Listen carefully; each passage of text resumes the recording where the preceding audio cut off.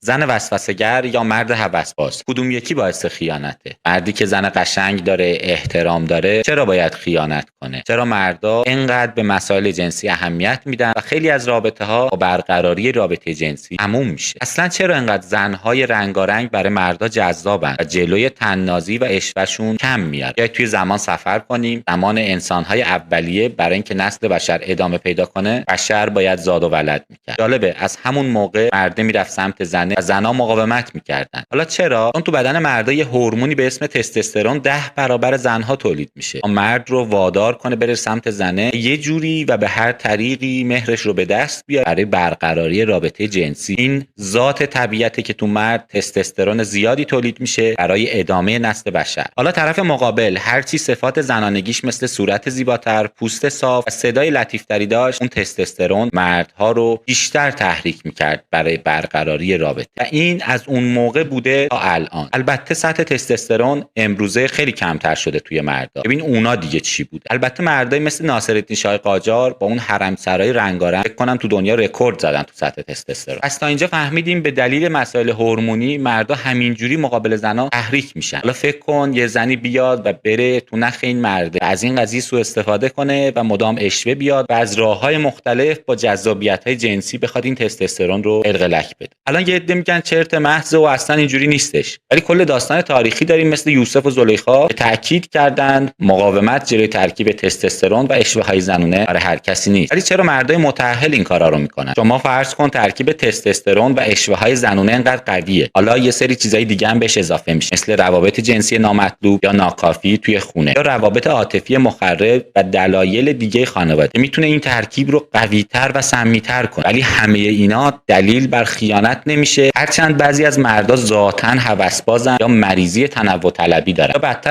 بدتر از همه به روابط جنسی متعدد عادت کردن. خیانت زشت‌ترین و قبیح‌ترین کاریه که مرد میتونه انجام و بدتر از اون زن وسوسه‌گر بدذات که حتی توی قرآن هم بهش اشاره شده و گفته شده که شر اونها خدا پناه ببرید. پس نقش هورمون تستوسترون رو توی زندگی همون جدی بگیر و حواسمون بهش باشه، اون همون جور که نسل بشر رو ادامه داده تونه خیلی از زندگی‌ها خاتمه بده. یه نکته مهم خانمای محترم، با دونستن نقش هورمون تستوسترون توی بدن مردا و اینکه چه جور مردها رو تحریک میکنه، میخواید بیخیال داداشی و این داستانا بشید یا حداقل احتیاط بیشتر روابطتون لحاظ کنید. این کلیپ چند دقیقه‌ای میتونه خیلی ها رو از لحظه‌های تاریک آینده نجات بده. پس برای عزیزانتون و کسانی که بهشون اهمیت میدید بفرستید.